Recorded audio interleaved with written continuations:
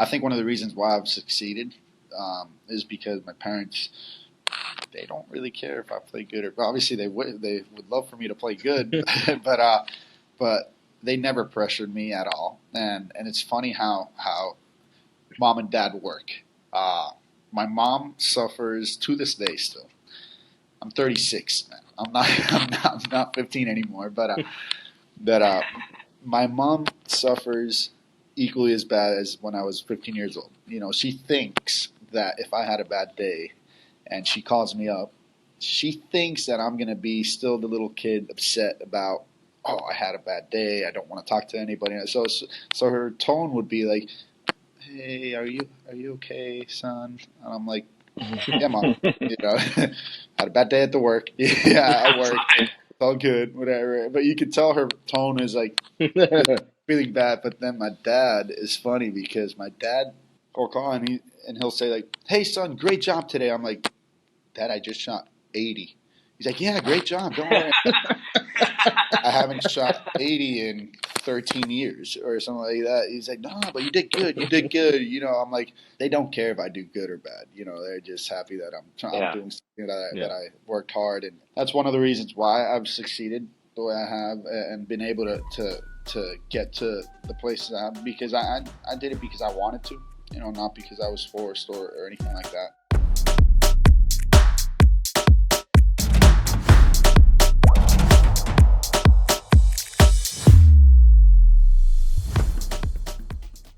All right, welcome back everybody to another Tranquilo Tee Time segment. We are here with Rafa Campos de Puerto Rico. Rafa, thank you so much for taking the time and doing this. I know you're going to be playing Century this week, so thank you again for taking the time to do this. Yeah, no, thank you guys for having me here. I mean, pretty excited and looking forward to the start of a new year. So we'll see. Absolutely. Yeah. And you're obviously coming off a very big win at the Bermuda Championship. Dave, let's tap in a little bit about that Bermuda Championship and kind of what that sets the tone for this season. Yeah. So obviously, like Andre mentioned, you did just come off winning the Bermuda Championship. So kind of just wanted to hear your thoughts on processing that. Everything that went into that week. Obviously, you had the birth of your child as well. Congratulations.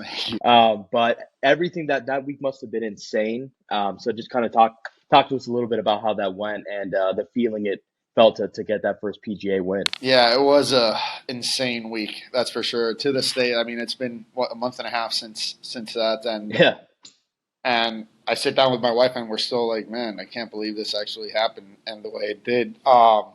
Yeah, I was actually obviously really looking forward to becoming a dad, waiting for the time for the baby to come. And it's funny, like with the psychologist and everything, like I started playing really bad golf, or at least not having the results I wanted.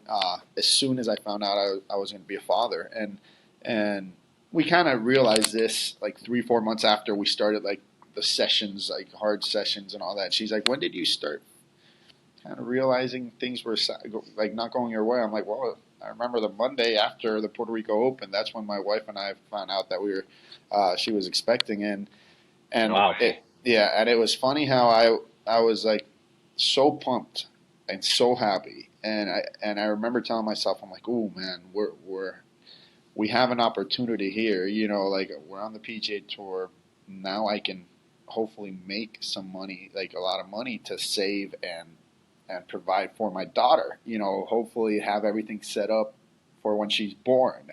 And it's funny how everything changed because I started getting really upset on the golf course. My main focus kind of just switched to trying to make money for my daughter, that I completely forgot how to play and actually, or at least, I mean, I didn't forget how to play because I kept on hitting it the same way I have the last like year or so, but I just wasn't getting results. And it's funny how that week in particular came about because I missed a cut in which was typical at this point. I missed a cut in in Mexico the week before, so that actually gave me.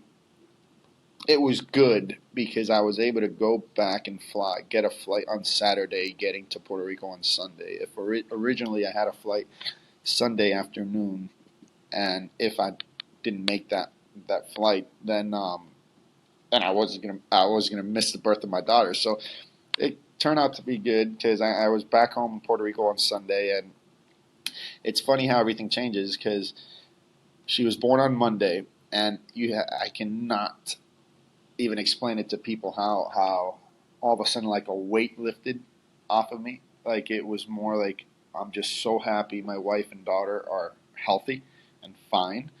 And it seemed that everything that I was trying to do for 9 months completely kind of just vanished, and the focus was not money.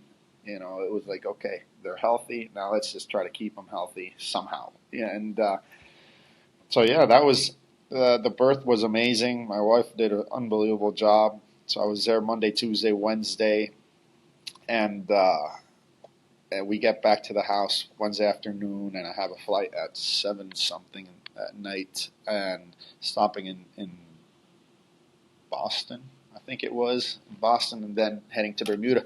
And I remember just sitting down with the baby, like just before I was heading to the airport, and I'm like, man, what the heck am I doing? Like, like, is this really what I want to do? I remember just kind of doubting myself a little bit, saying like, man, I mean, I'm a father now. I got to prioritize myself a little bit better. But at the same time, like, I just remember like the whole reason why we tried to induce labor on Monday and all that was for me to at least give myself the last 2 chances of the year. And my wife was obviously like with that mindset, but I wasn't at that point all of a sudden. But it did make sense. We're like, man, yes, it's been a horrendous year. It's been probably the worst year as a professional I've ever had. But I'm not going to quit on these last two events. If we lose our job, we lose our job trying. And Yeah. Yeah. so it was cool to get to, nothing. Uh, Everything went perfect as far as birth, the health. I didn't miss a flight. I got there I got to the golf. My tee time was I think 12:58. I think I got to the golf course like at 11:20 something. Wow. And I Right in time. Yeah, no, but the PGA Tour, it was perfect. And PGA Tour knew, and they had a person over there waiting for me on the airport, and it was so cool because at no point was I thinking of golf. Like these 4 or 5 days, I actually was more looking forward to getting to the putting green to start kind of telling them like, "Hey guys, I'm a dad," like and so the first like 30 minutes I was on the putting green. I think I probably hit like 3 putts because everybody was like, "Hey, did you have the baby?" I'm like, "Yeah, we had the baby, and how was it?" and all that. So it was pretty cool, like talking about that experience and all that. Then I go to the range, hit a few balls, and I'm like, "Wow, this is kind of looking like the same like as the last few months." But it's funny how I didn't even care at all. It was like it was the so much weight got lifted just knowing that off my shoulders, just knowing that they were healthy, and obviously my mindset was so bad. Like, like I was thinking about things like in a different way the previous 6 months or 7 months, and so that's the start of that week, and it's pretty cool. I won't lie. No, that's It's pretty that's epic. awesome. Yeah, it's epic. And so what was like the conversation like, right? Obviously your expectations weren't really, or I wouldn't even say expectations, but just your mindset was not really there going into that tournament, right? Then all of a sudden, you're in contention going into the weekend, and you're like, okay, wait a minute, I actually have a chance to win this tournament. I didn't really think I had a chance. So what was like the conversations with you and your wife, and like with you yourself internally when going into the weekend? So conversations with my wife, it was absolutely no golf. I mean, which was I never That's spoke about. clear Oh, minded. there's never spoke about. Oh man, we have a chance to win. Oh, we have to finish in the top. I actually thought if I finished in the top three, I was going to be able to keep a job, and apparently not. It had to be like top two. But no, it's like that week in particular, like conversations with my wife was like, "Hey, how's the baby doing?" Like, send me some pictures and all that videos. But at no point, I actually at no point did we ever talk about the possibility of winning, finishing second, finishing third, keeping our job. Yeah, it was weird. It was very weird because yeah, I just didn't think about anything. So how did I feel during the week? All I remember was that.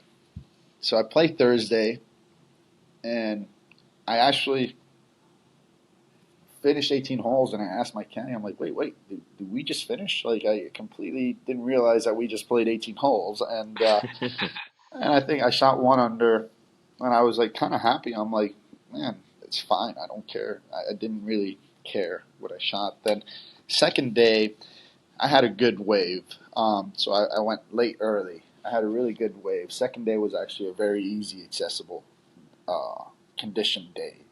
There was hardly any wind.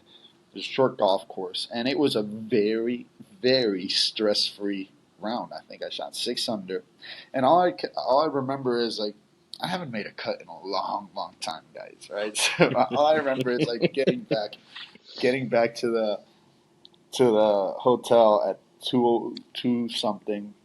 I call my wife. I'm like, very relaxed, not talking about golf. And I go up and I tell her like, oh, finally, at least a bank account would kind of start growing a little bit, Yeah. and I get to play a couple extra days and all that. And at this point, I'm 7 under.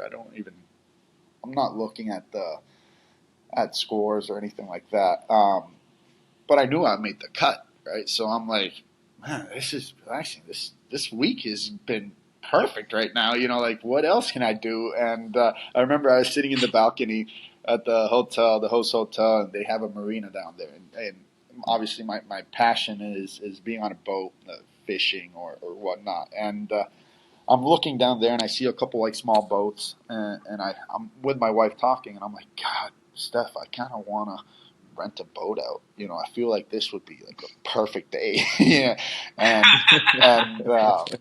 I go down there, hang up, and I go down there. It's 3 o'clock, 3:15 or something like that.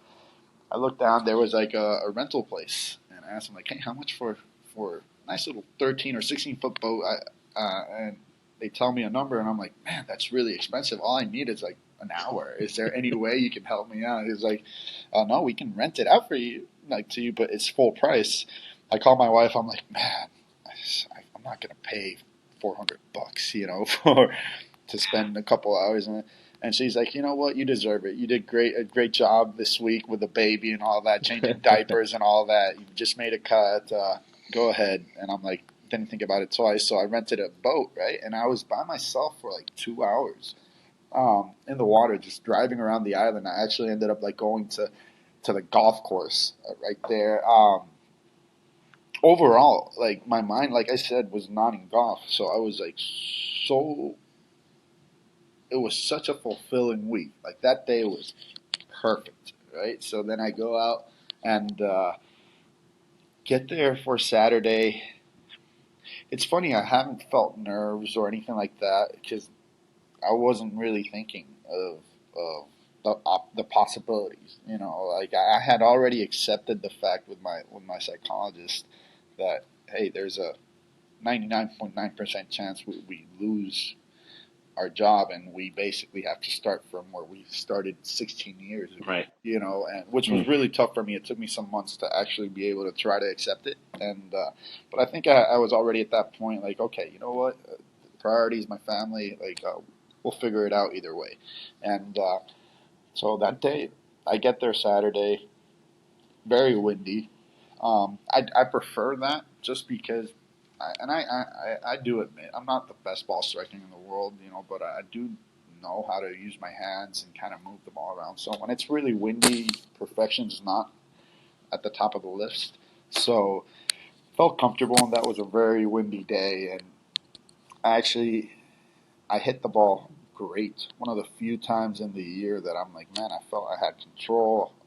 Things were going my way. I had a couple chip ins. I made a couple important par putts and all that, and I ended up shooting 9 under.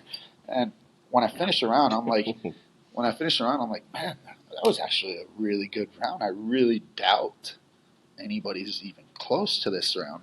Then I look at the leaderboard. Then you got Wesley shooting 10 under, and then I forgot who else shot 9 under, and I'm like, God, these guys are good.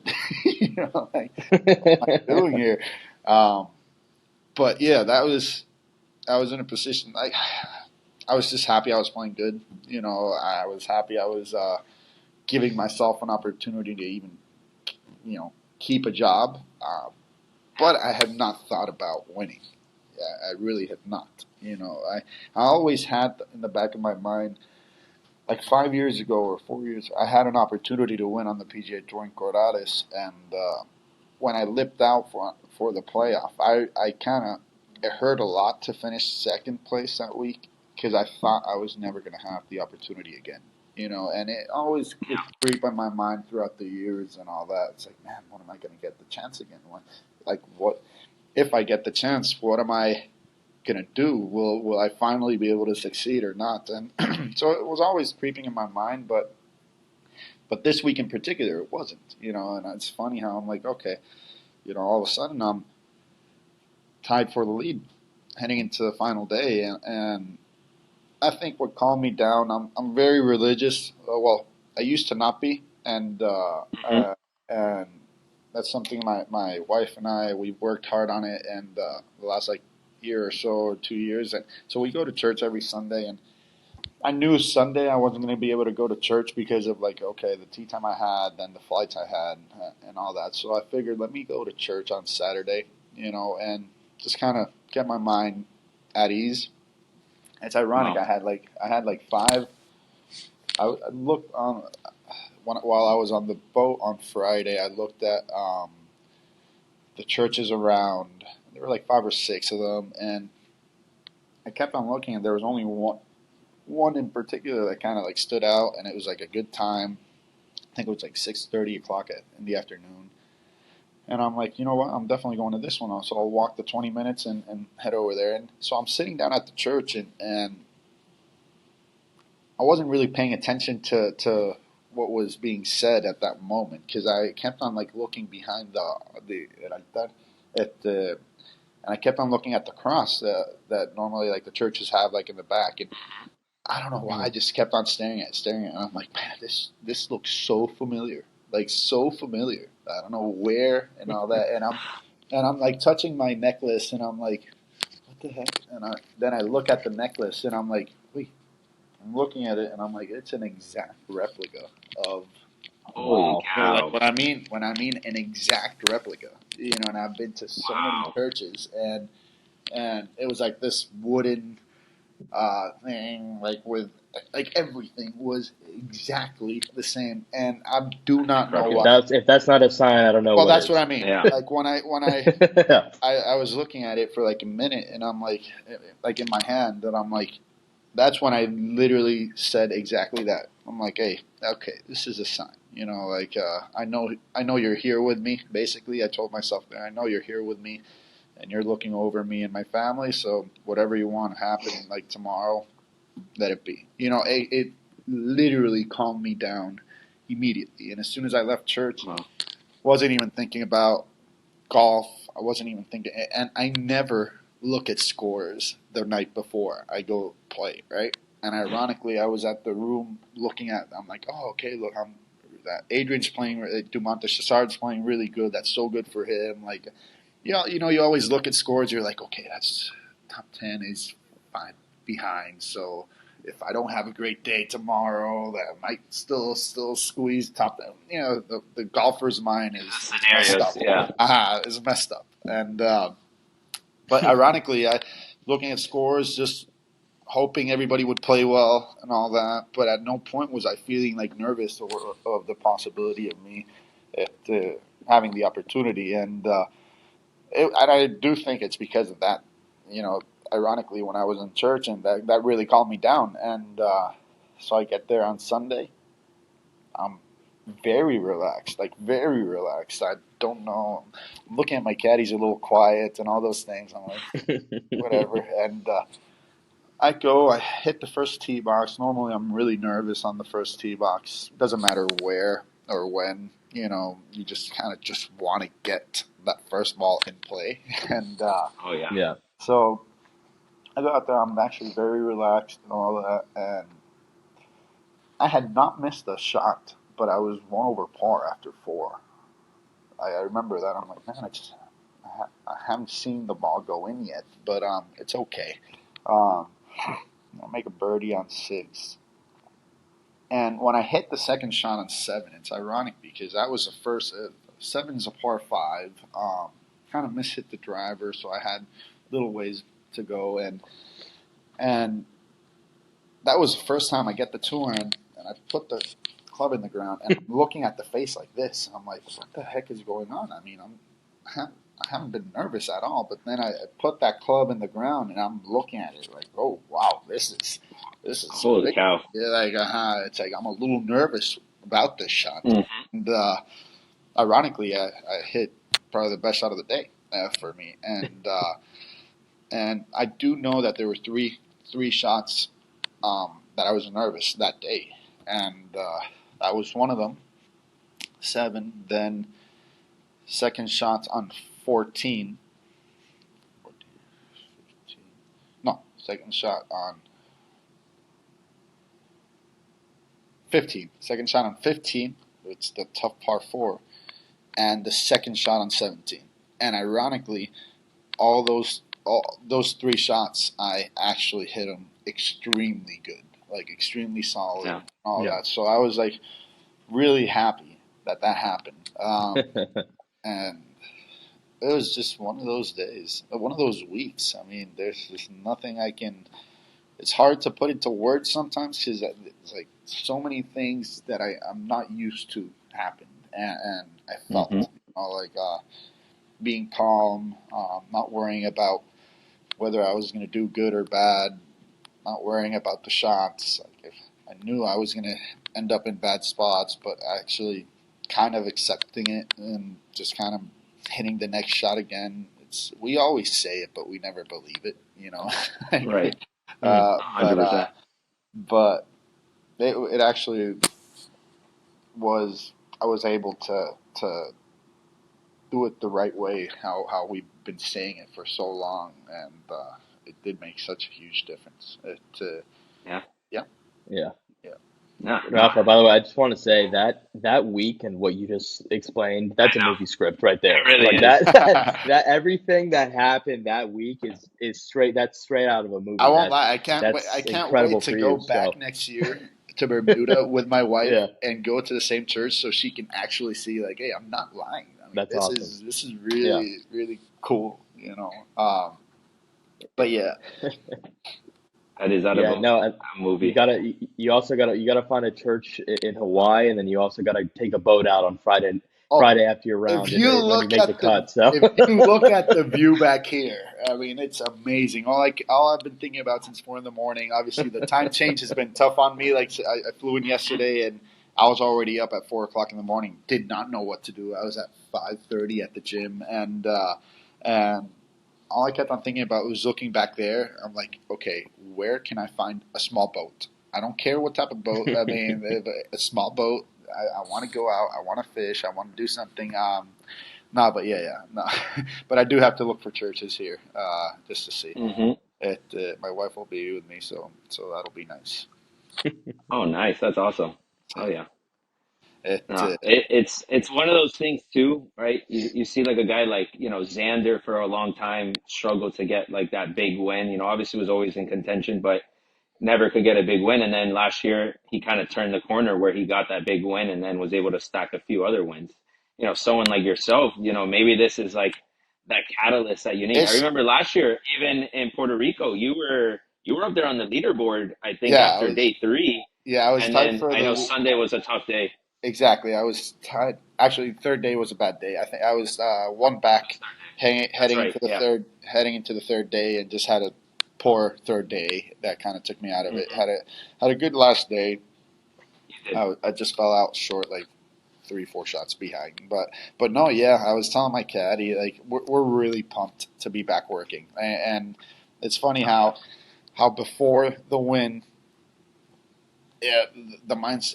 We were so depressed and so upset with golf and just demoralized, and all of a sudden you win, and you actually tell yourself, I'm like, oh man, I kind of want to do this again, like soon, like very quick. Yeah, and you actually do believe in yourself, and actually trust that you do have what it takes to win and all that. So I'm actually really pumped and motivated. I'm so looking forward to this year, just because I want to not, how do you say it?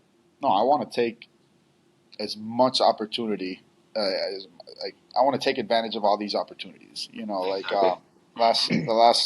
this last year was the third year I had some PGA Tour status, and I always was like iffy. I didn't know if I was going to get into tournaments or not, and living week by week, just trying to see the projections of, okay, will we get into the next event or not, and what tournaments will we be able to play or not, and all of a sudden not having to think about that for the next couple of years, and actually say, like, okay, we have 30 some opportunities, you know, because we don't get into signature events right now. Hopefully we do, but without the signature events, we're looking at close to 33 events, 33 weeks Right. of tournaments. So I'm Yeah. extremely True. pumped. I want to make sure that I play everything I can.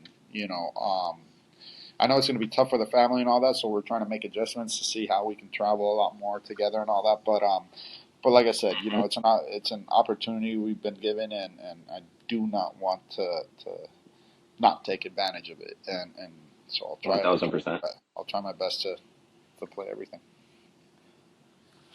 Yeah, so you did mention obviously you don't necessarily you're not in the signature events yet, but there is a tournament that you are in, and I did watch a video of your reaction to it, but I want to kind of hear a little bit more of how it was to hear that you are going to play the Masters this year, which is like Yeah, obviously yeah, two people here that aren't golfers. surreal. That's just blowing our minds, Yeah, and yeah, I imagine for you it's even me, crazier. it's So I since want to we hear a were, little bit since we were little, obviously that's been a dream of ours, about that. and it's so cool because when I won, you know, you always talk about, like, on the weeks off or other weeks, you always talk about, like, if you win, you get into all the majors, you get into all this. But ironically, during Bermuda, when I won, all I kept on thinking about is, like, I can't believe we won. You know, like, I'm so happy for my family. I can't believe. So at no point did it come up in my mind, even during the week. I mean, but let's say after I won, at no point did I remember that, oh, wait, you know, when you win a tournament, you get extra tournaments or whatnot. And so when when I was signing some stuff, they go up to me and they say, like, so how do you feel that you're going to Century and the Masters? And I'm like, wait, hold on a second. You know, it literally hit me, like, right there, and I still can't believe it. You know, it's been a month and It's a half. crazy. Yeah, I know. It's surreal. It's surreal. It Like I truly, can imagine. yeah, that's the thing. It's been a month and a half, and 3 days ago, today's the 30th. 4 days ago, I opened. You know, I had Oh received my the letter. God. Wow. Yeah, and I received it, I think, the 23rd. I knew it was because it said Augusta, and I'm like, okay, I'm not going to open this till after. And I opened it on the 26th, and man, it's so cool just because. Yeah, I can't believe I'm going to be playing. It's Somebody insanity. interviewed me right after that and said, like, oh, now that you get into the Sentry, the Players, Waste Management, which is a tournament, Waste Management is a tournament that I've always wanted to play. Like, and I have a lot of friends over there, but I've never had the chance. So you got Sentry, Players, uh, Waste Management, Augusta, um, and they asked me, like, oh, what shot are you most looking forward to? You know, whether uh, 17 at Sawgrass, whether 16 at Phoenix, whether 13 at Augusta. And I told him, like, honestly, I just want to hit the first tee box in Augusta, like, on a Thursday, you Yeah. know, in front, like inside the ropes. That's literally what I'm most looking for. Like, forget about the hole and all that. It's just the fact that we hopefully will be able to be a part of the Masters. So that's now it's goosebumps. Okay, no, but Yeah. Yeah. so yeah, when I found out when they told me that, I couldn't believe it. Like it was too big of a too big of a life change. Like that moment literally changed my life and my family's life. It's funny how we always say, like, all it takes is 1 week in this sport, but it is true. Like from not having That's true. absolutely any certainty of whether we're going to have a job or not, to all of a sudden knowing that we at least have a job, at worst for a couple of years. At worst, that's not even going to think that I want to be playing here for the next 25 years. But so yeah, it is a life changing moment, and but I'm actually really looking forward to. I need to start getting putting lessons like ASAP for the Masters. Okay, so that's something that. But I'm looking forward to it. I'm just so happy I'm going to be able to play the PGA Championship, the Masters. We're here at the Century, which is surreal. I can't wait to in the next hour or so go over there and start seeing the course and seeing the guys and kind of enjoy this moment basically. But yeah, Yeah. it's a stepping stone for us, and hopefully it's just the beginning of something extremely big for the next few years. So and hopefully it gives me a lot more motivation and passion to do well. Absolutely. Yeah. Well, again, congratulations. We're super pumped for you this year, and we think it's going to be a good step in the right direction for you. So we're all rooting for you, and we'll definitely be watching you this week and in the coming week. So we're Yeah. hyped for you. I'll see you guys in person in a few weeks. That's for sure. Yeah. We'll be at Waste Yeah. Management, and then we could see, maybe something with Genesis comes out to be. We'll see. That would Hey, be awesome. anything and But everything would be great. yeah, absolutely. Seriously. Something I gotta ask you, obviously born and raised in Puerto Rico, how how did you get into golf considering obviously Puerto Rico is maybe a little bit behind the curve compared to, the United States Yep. and, just the evolution of the game over the years. But tell us a little bit about one, how you even got into golf living in Puerto Rico and, how you carry that now into, being a PGA Yeah, Tour player. definitely. So the first time I picked up a club was when I was 9 years old, and it's a cool, funny story because obviously we didn't, my family didn't know about anything about golf or anything like that, but they invited my dad and my uncle to go play at a golf course back home, and they had never even touched a golf club in their life, and they're like, I'm pretty sure it'll take a couple hours. So they told our moms like, hey, we'll take the kids. It was my three cousins, my brother, myself, and you girls go shopping or whatever, and we'll see you guys there in the afternoon. So we get to the course, not the course. We get to the clubhouse, and they just dropped us off at the range, and they're like, okay, we'll be back in the next hour or two. And obviously, little did they know, golf took like six, especially if you don't play golf, it took them like 6.5 hours, something like that. So they come back, and you could tell that they were kind of scared. They thought that we probably were dead or something like that, or something. And but we were still hitting balls, and so that was the first time we picked up a club. And ironically, that golf course, they had a little summer golf camp 2 weeks afterwards, and it was a 2 week thing, and my three cousins, my brother, myself, we signed up for it, and that's how we. Sorry, are you guys? It's saying reconnecting. I'm sorry. Okay. And Oh, good. basically, we were in that summer camp, and that was so cool. I always love. I fell in love right away with the game of golf because it was so hard. I didn't. It was just the fact of trying to hit the ball up in the air, and as soon as I hit one up in the air, the feeling was unbelievable. So, and the cool thing was being able to do it with my cousins and my brother. So I never. Yeah, it was always easy for me, like to fall in love with the game and actually keep playing it. I played every sport until I was 16 years old: soccer, basketball, baseball, volleyball, everything, and golf. And but obviously, I once I was like 12 or 13, I started playing the tournaments from the junior association back home, the PRGA.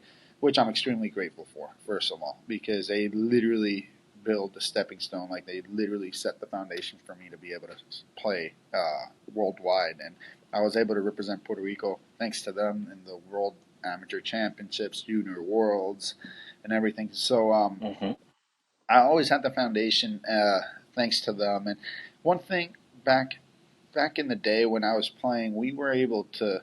One thing that Puerto Rico did extremely well was that they gave access to, like you were saying, Puerto Rico is very different than the U.S. We don't have that many players and all those things, but they did give access to everybody and anybody that was 18 years and under, 18 years old or under, the access to go to golf courses and ranges free of cost. After 3 p.m.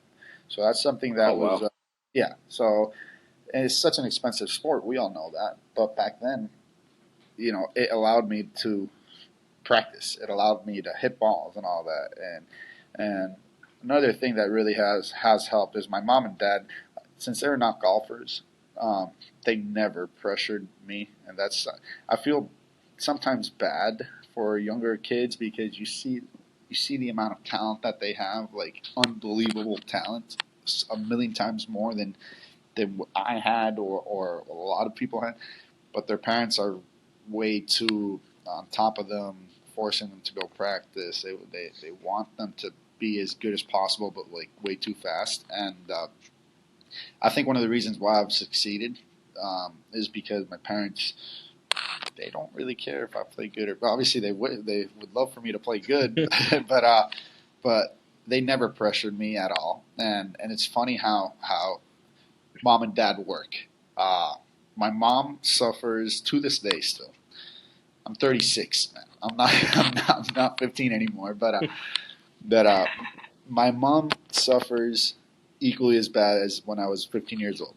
She thinks that if I had a bad day, and she calls me up, she thinks that I'm gonna be still the little kid upset about, oh, I had a bad day. I don't want to talk to anybody. So her tone would be like, hey, are you okay, son? And I'm like, yeah, mom. Had a bad day at the work. Yeah, I work. It's all good, whatever. But you could tell her tone is like feeling bad. But then my dad is funny because my dad, to this day, still thinks that any score is a good score. So first thing he would do, and I kid you not, like to this day, like if I call him on Friday, he will do this, and I'll call and he'll say like, "Hey son, great job today." I'm like, "Dad, I just shot 80."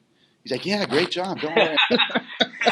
I haven't shot 80 in 13 years or something like that. He's like, "No, but you did good. You did good." I'm like, so it's that type of thing. He's like, he doesn't, it's not that he doesn't know, but he doesn't care they don't care if I do good or bad. They're just happy that I'm doing something that I worked hard and love and all that. So, I think that's one of the reasons why I've succeeded the way I have and been able to get to the places I have because I did it because I wanted to, not because I was forced or anything like that. The association back home, how's golf back home? It's actually really good.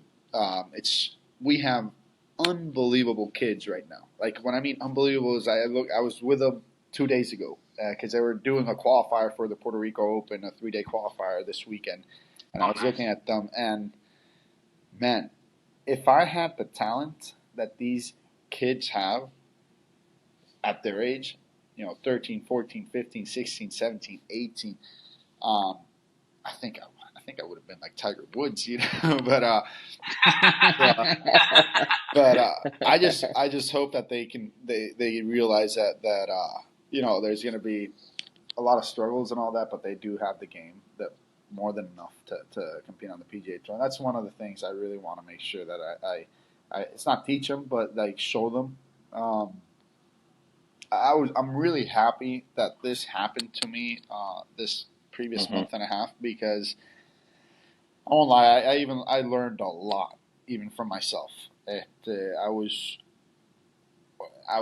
so close to giving up, like so close. Yeah. The the depression is real, and depression is a real thing that really has to be dealt with, like professionally, Hmm. psychologists, psychiatrists, and everything. Really happy I was working with one this last, like, 8 months, because I was in an extremely bad spot, and I was already at the point where I'm like, I was very close to the point where I'm like, man, I can't do this anymore. Like, I'm working way too hard. I'm seeing worse results than ever. I'm not seeing any progress, and only my wife and my psychologist know that the state of mind that I was in the last, like, 5 months. The amount of times I called my wife crying, telling her, like, hey, I don't know what else to do, and uh, and I was really happy that I did not quit, and I didn't quit because of a number of reasons. One being the support that I do have back home. Like the people that the indirectly and directly have helped me. Not only sponsors, my family, friends, and all that, but also the people that don't believe that we can. You always get those messages, or you read the responses and posts and all those things. There's Oh always yeah. people. There's always people that don't wish you the best, or they like to see people fail, and that's also a motivation, and that's there's so many factors that come into the decision of quitting and not. But I was extremely close to quitting, and I'm just so happy that I didn't, and that I did have end up having a result that I did, because I can now honestly say to the kids and to the future generation, like, hey, you're gonna fall down, and don't quit. Keep fighting, keep doing that. It's something we've always said, but a lot of times you don't really believe it. Because it hasn't Exactly. happened to you and all that. But I'm more than happy right now to be able to to say it, because they now have something that they can honestly, realistically, um, there's proof that, Yep. keep working hard. Don't worry what people say and all that. That you'll end up, like, you'll achieve your dreams, and you can achieve all your goals and all that if you just keep putting the time and effort and truly believe that you can do things. That's Amen to something that I'm really happy with. Like I said, I keep learning even at 36 years old. In this sport, you keep learning and trying to. So I learned a lot for myself this year, as far as not giving up, and really happy. I was waking up every morning to go to the gym, even if I didn't feel like it, even if things weren't going well. I still woke up. I still went to the gym. I still put the hours. I still hit the balls. I still, did everything that I thought that should have been done to get yourself to succeed. And although it was looking extremely bad, um, it ended up being what I needed to win. So yeah, I'm actually really looking forward to seeing this next generation back home, because I guarantee you, I will not be the last Puerto Rican. I guarantee you, in the next 5 to 7 years, we're gonna have a few more Puerto Rican players on the PGA Tour. But I definitely guarantee in the next 10 years, we're gonna have, man, at at least a handful, maybe two handfuls of Puerto Ricans being professional and competing, like, on the Corn Ferry Tour, on the PGA Latin That's Americas, on amazing. the PGA Tour. So yeah, I just want I'm there to provide any assistance, for them, and whether it's mental, physical, or whatever. But yeah, I don't like being the only one. Okay, right now, I really don't. Yeah. I would love for me to have a bad week and miss a cut, but all of a sudden say, like, oh, it's all good. We got five other guys, like, putting our flag up there. So yeah, that's ideal. No, that's awesome. I mean, you're definitely not only leaving a legacy towards the game of golf, but you're leaving a legacy to the future generations of Puerto Rican golfers, right? That, and Oh, I think you said it best. The amount of adversity that you've had to deal with in your career, right? To be able to come on the other side of it, it gives you it gives a level of hope to other people, right? And yeah, I think that is probably the most rewarding you can give anybody, right? Because you could go and, let's say, you've won 6 times, and obviously there's a level of motivation there, but now there's a level of relationship that these younger golfers are able to get because of the fact that, yeah, it's not going to be easy and it's only going to get harder, right? Because It's PGA only going to get Tour, harder. it's just Yeah. getting more and more competitive, right? I mean, you It's have getting studs so coming from all over the place. it's getting so hard. These younger kids, they are literally have no fear, and it's like unbelievable. Like you play with them, and it's like, man, I mean, A seriously, different breed. it is, Yeah. So yeah, it's not getting easier for sure, but at the same time, the kids are just Hmm. better. They're Yeah. just they have a lot more talent than what we might have had back then. So but it is nice. So being a veteran, like, has its advantages. Like I remember I was It's playing. crazy. You're a veteran, but you're still super young. I know. That's the cool thing about this sport. I know. That's the thing. I like calling myself a veteran because I've been doing this for 16 years. And out of those 15, 16 years, I've been on this either the highest or the second highest level, like between the Corn Ferry Tour and the PGA Tour. But I still feel I have 30 more years of golf to play. Mhm. It feels like, okay, I just won, so I'm just starting. I'm just starting my to wrap up. But it's funny how I remember playing with Ricky Castillo. He was coming out of like college. This was 2 years ago. Coming out of college, goes on the Corn Ferry Tour. He wins his first event, I think, or second event, or whatnot. We're on a 13-week stretch on the Corn Ferry Tour, and it was like the 10th week, and I played every event, right? And I get paired with him the first couple of days. It was actually the tournament that I finished second place in Oklahoma. Second place that allowed me to get my PGA Tour card back. So this was like 3 years ago or 2 years ago. Anyways, but this was last year. Forget about it. But I was playing with him. I got paired with him the first 2 days, and I think we were talking on a par five, walking to the ball, and he's like, "Oh, Rafa, how many tournaments have you done?" I'm like, "No, I've done. This is my ninth in a row." He's like, "What?" Uh, and I asked him like, "Yeah, why?" He's like, "How about you?" He's like, "No, this is the third week in a row. I can barely live with myself." I'm like, "Oh, son, oh my God." And I do realize, although they have unbelievable talent, the cool thing about I love practicing with veteran players like the Josh Teeters, the Rob Oppenheims. Love practicing with them because you learn a lot from them. And one thing that I have learned is like you really have to prioritize your time a lot better. Right? So when Ricky was telling me this, I remember seeing him. We finished playing golf and he was on his way to the range. This was after the first day, and I laugh at him. I'm like, okay, I'll see you soon. All right, I'm heading back. And next day, uh, we're playing and all that. He's like, do you practice after you play? I'm like, no, I do not practice after. He's like, why? I'm like, no, it's all, I'll go hit some balls for like 10 minutes if it's a disastrous day, but I tell him like, dude, you don't see me or a lot of people go out there and pound for 2-3 hours, because sometimes what your body needs is a rest, or you got to prioritize yourself a lot better. Like, yeah, Hmm. I've played 9 in a row, but I feel like if this is the second one, just because, okay, my Mondays, I'm not going to go play 18 holes Monday, Tuesday, and then play 9 holes on Wednesday. No. I'll play 9 holes on Monday, go walk the course on Tuesday, not even hit a ball like on the course, and then play 9 holes. So it's cool to see, although they're extremely talented, there's still a lot of room for improvement for them to maximize their game, Oh yeah. and it's all the small decisions they make outside of the golf course. So yeah, it's nice. So that's why it's like I like being a veteran because I can see clearly some things that might not help other kids or not, but like I said, I'm just trying to help everybody out. Like you never want to. This is such a cool sport because you really do not wish at this level, right?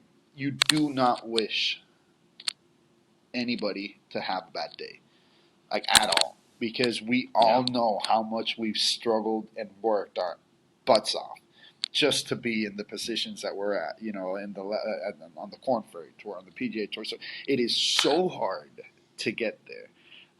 So you don't want the other person to lose his job at all. You don't want him to play bad. On the contrary, you want him to play good. You want him to make money for his family, to provide, and all those things. You just want to do it just a little bit better than him, But that's a cool thing about this game, and that's why, although people think that you might have something against players or wish them bad, in pure reality is that you do not wish anybody anything bad.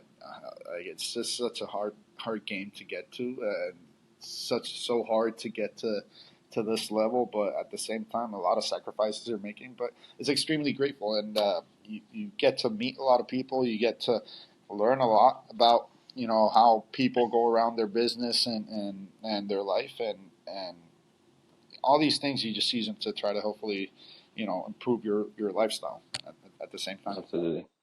Yeah, the golf community is definitely strong. In the little time that we've been doing stuff with the tour, and just the couple guys that we've been able to meet, everyone's just been so genuine, and you can tell everyone's willing to help each other out. Yeah, your guys are there on the putting green, and they're there trying to coach each other up, help each other out. Whereas Can't wait any to other go back sport, it's not there. like Like I said, I need to go figure out to these a guys hundred to percent. see what they're doing with the Exactly. putting. So before we wrap it up, we got a concept called the sleeve. It's a quick rapid fire question. So Okay. Dave, I'll let you take that over. Alrighty. All right, Rafa. First one is your favorite Puerto Rican meal.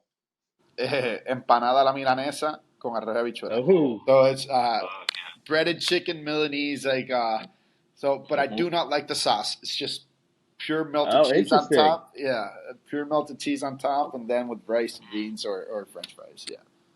Hell yeah. Love that. Alrighty. So you said you're a fisherman. So dream fish to catch, or if you already caught one, what was your favorite one to catch? Blue marlin, 364 pounds. That was the biggest one I've caught. Dream, Wow. Where yeah. was that? This Puerto Rico. This was 13 years ago, 14, maybe 15. I don't even remember now. I mean, it's been a long time, but no, honestly, my dream fish to catch would be a black marlin. It's just I have never seen one in person, and you got to go to Costa Rica or something like that. Yep. But Yeah. that would be my dream fish. I don't care how big it is. Us fishermen, when we catch something like this, we say it's like this. So I don't really care how big.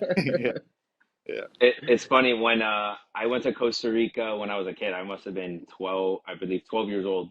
And a family that we had met out there went on a chartering fishing trip out there, and they caught a black marlin, but they kind of caught it in a, I guess, like untraditional way, right? It wasn't Uh-huh. just reel it up. The The body or the something like black that. marlin got Yeah. the black marlin kind of got tangled up in the line, and by the time they were able to bring it up, It was but the already marlin was it was yeah, dead, dead. right? Yeah. So Good when they eating. brought it up, yeah, exactly. We brought it, and we met these people the night before, and they brought it to a restaurant there at the hotel, and they cooked it like five different ways. They boiled it, they blackened it, they fried it.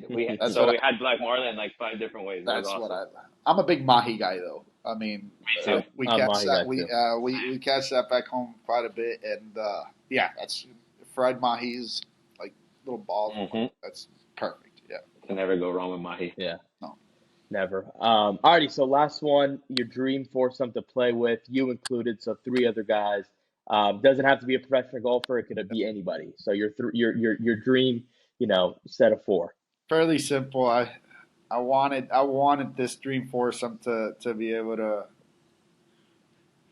It's my dad, my brother, and probably my brother-in-law right now. Yeah, it has nothing to do with golfers. Love But that.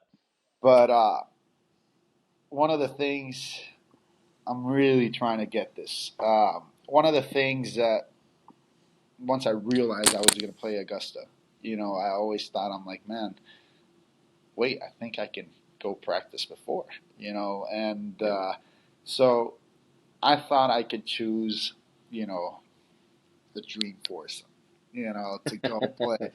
And then obviously, apparently not. I can't take, but I really wanted my dad, brother-in-law, my brother to go play with me over there at Augusta before, but I won't be possible. But we never know. We're still trying. We're still trying to figure out. I guess if some member could take us, but yeah, that would be my ideal. It's just I can't say names like Tiger and all that just because I do they're idols for like to me. Like I grew up and it's so cool to see them in person because I admire all these people so much, and respect what they've done for the game and what they do. That just knowing them as the people, like as a person, is more than good enough. So I don't need to play golf with them.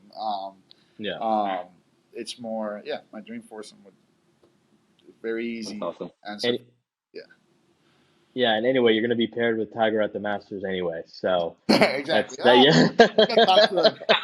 We'll walk slow. It's all good. Yeah, exactly.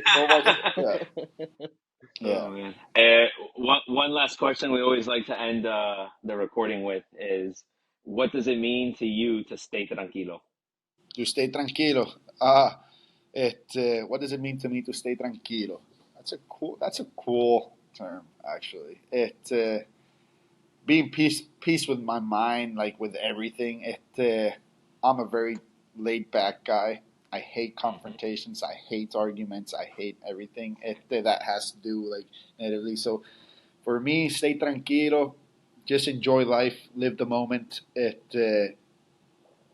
Not worry about little stuff or big stuff, whatever. Just kind of live your moment and just be at peace with everything you do.